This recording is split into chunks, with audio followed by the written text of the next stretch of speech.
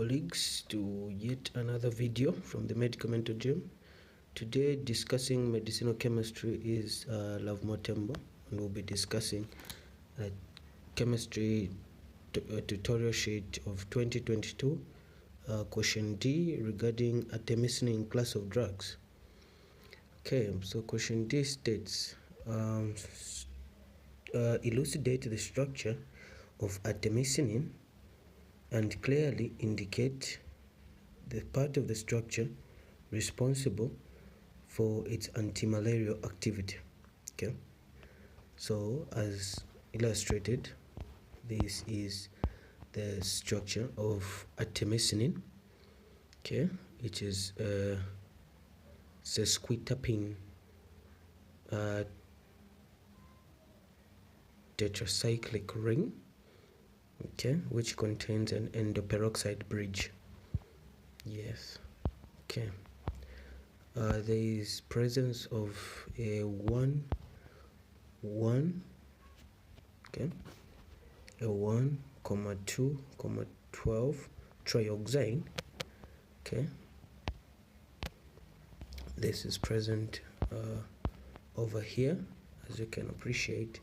The 1 on the oxygen, the second 2 oxygen, then the third oxygen is on 12.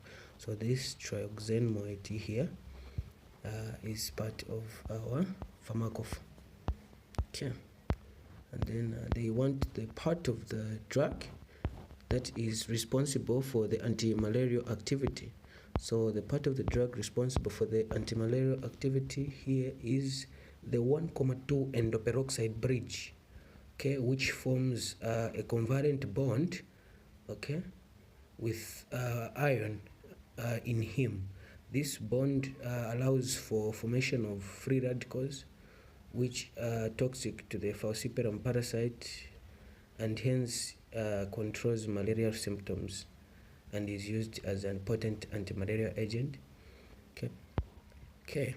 Secondly,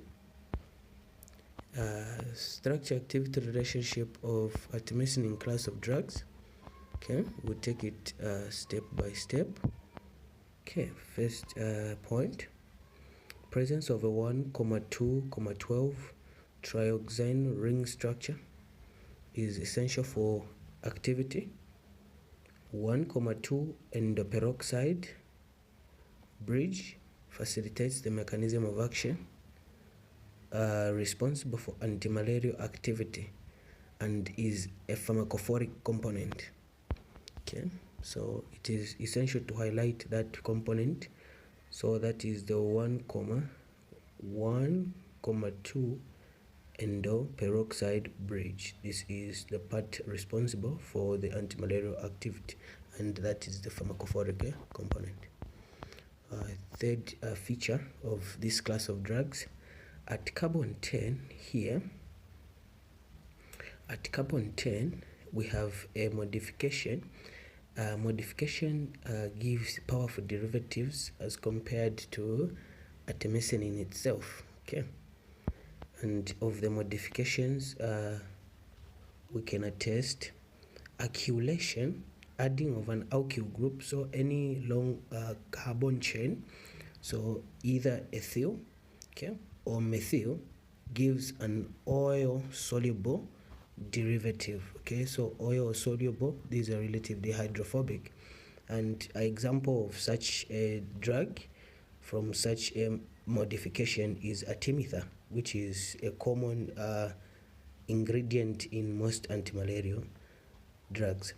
Okay, while at carbon 10, esterification with succinic acid gives a water soluble derivative. An example of such a drug is artesunate, which is present in IV bolus and is relatively water soluble. It's quite water soluble as compared to artemisinin. Okay, so carbon 10 could be used to improve pharmacokinetics, to aid drug absorption and dissolution properties. Okay. C states illustrate the mechanism of action of this class of drugs. Okay, so the structural mechanism of action is initiated by the cleavage of the endoperoxide bridge, the 1,2 endoperoxide bridge.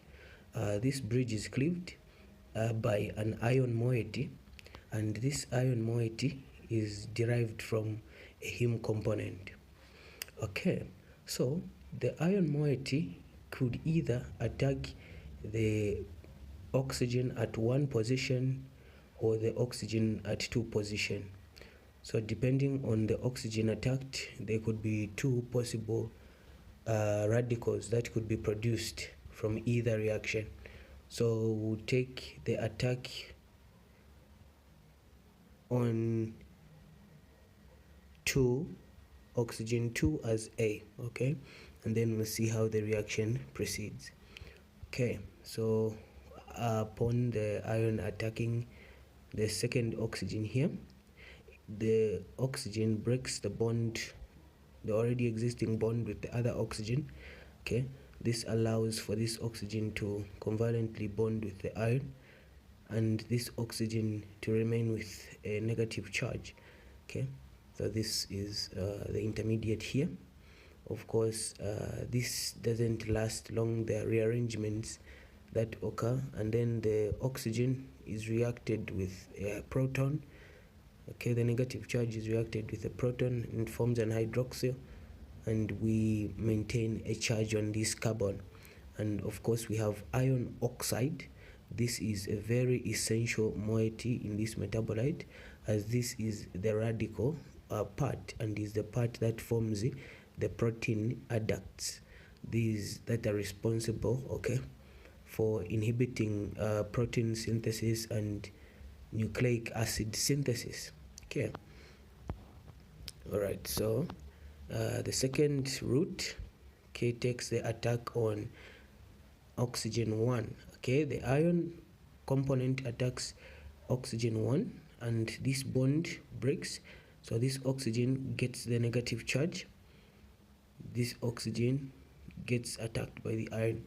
Then we have the radical moiety in the ring there, the iron oxide, responsible for the protein adduct formation. Okay, then this negative charge rearranges and forms a double bond with the adjacent carbon. This forms an acetyl group, and this is the product. This product is a free radical and is able to eliminate the falciparum parasite. Okay, so the mechanism of action as illustrated is artemisinin binds with iron heme component. This allows for free radical to be produced. Therefore, the produced free radical inhibits nucleic acid and protein synthesis in the falciparum marea parasite. Okay, question D. Name the drugs A, B, and C. Okay, so drug A is our first drug here. Okay, as we can observe, the carbon 10, where we have that dark bond, we have an artemisinin derivative. Okay, this derivative, okay, our derivative here possesses a succinic acid. Okay, this ester here from succinic acid. This is a succinic acid ester. Okay, this succinic acid ester is relatively water soluble, and drug A is artesunate. The name is artesunate. It's a relatively water soluble drug, present and available in under IV.